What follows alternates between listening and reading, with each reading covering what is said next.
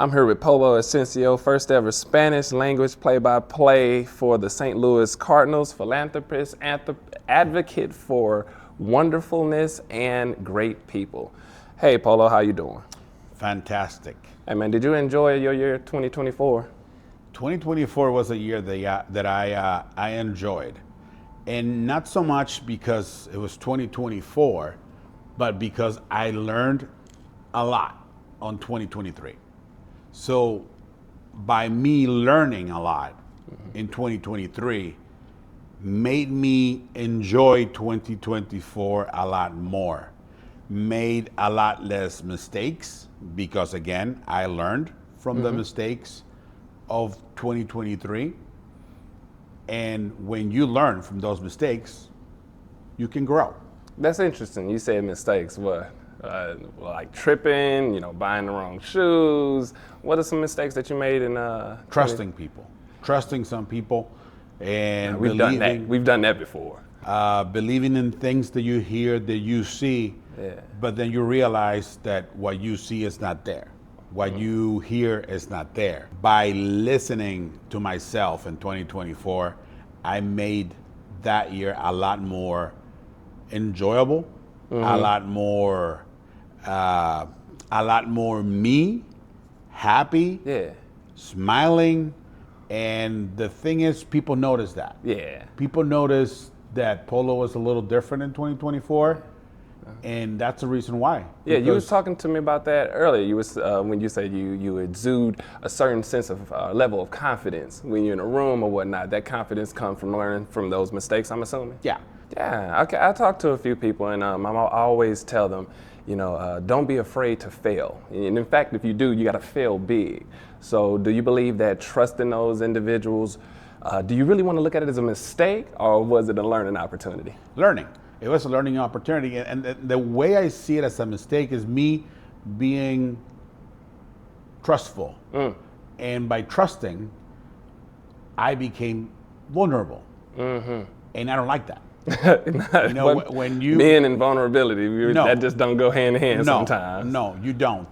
And it's good because it keeps you humble, keeps you simple, and at the same time, like I said, makes you a better person. What are 3 highlights of this past year that you can probably think of off the top of your head?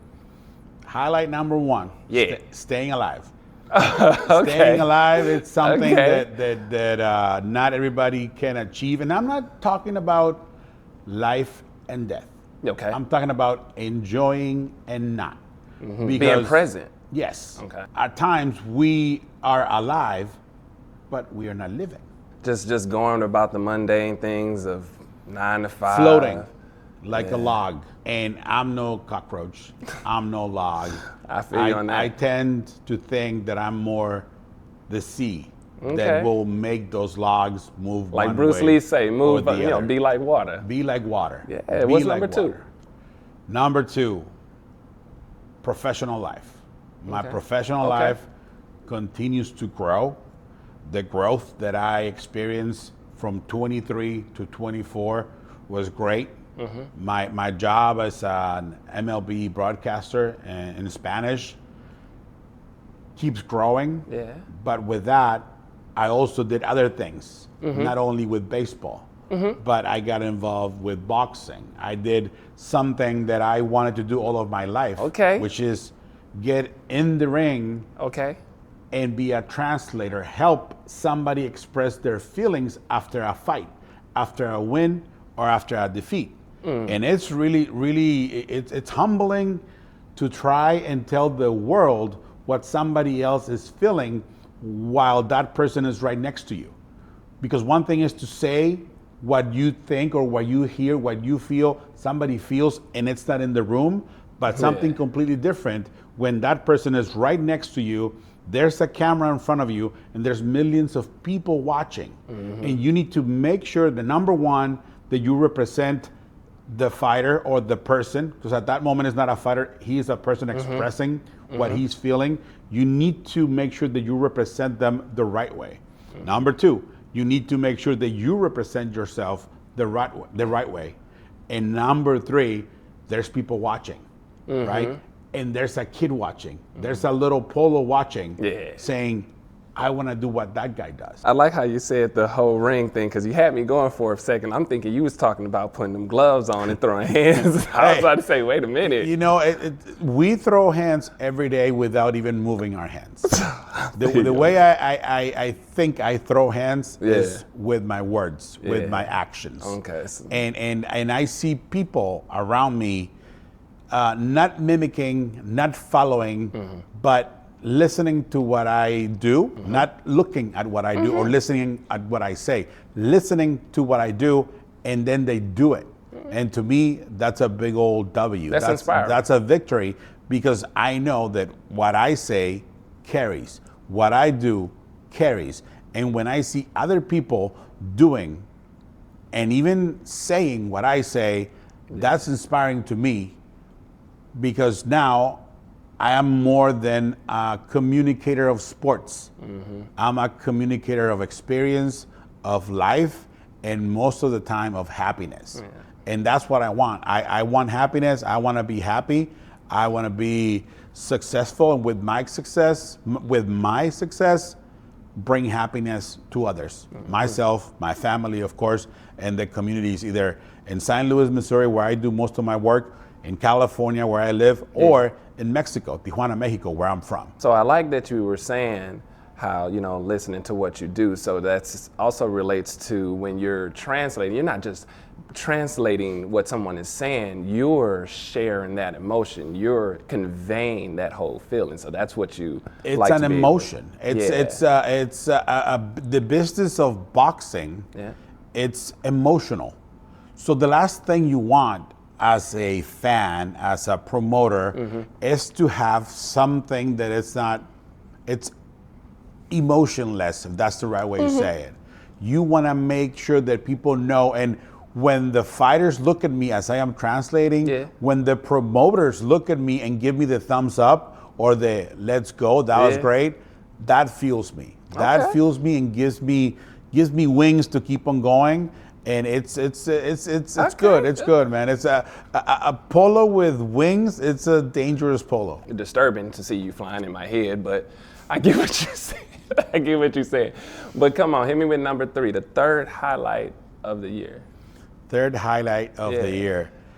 Spending more time with my family. Oh, I'm done. You can just stop the interview, man. That's just beautiful. That is. Spending more time with my family, and I'm not just talking about my wife and kids, which is interesting because during the baseball season, I spent a lot of time away from them.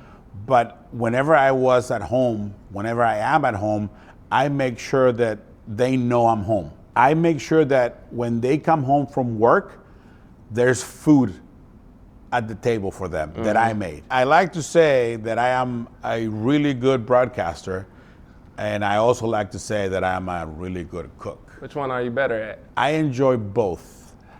Which one I'm better at? Yeah. I think the fact that I impact more people with my broadcast makes me better at that. All right. Even though that the people that eat my food are family and close friends, which are very important to me. But at the end, like Jackie Robinson said, a life is only important in the impact it has on other lives. So when I'm out there on the microphone talking about baseball, Spanish or English, I know I am touching people.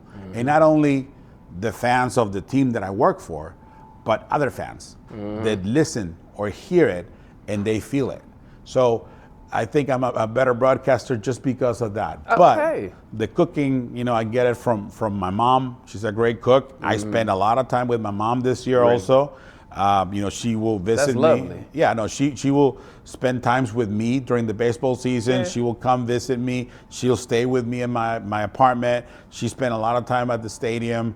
And that's to me, that's something that I enjoy. Like when my job of what I've done gives the people that I love joy, dude, that's the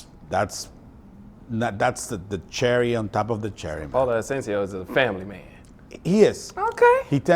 I think so. I think, and ever since I was a little kid, it's always very important for me to be with my family. It's very important for me to have my family together. And I know that sometimes things don't work out for everybody to be on the same page, for everybody to be happy with each other.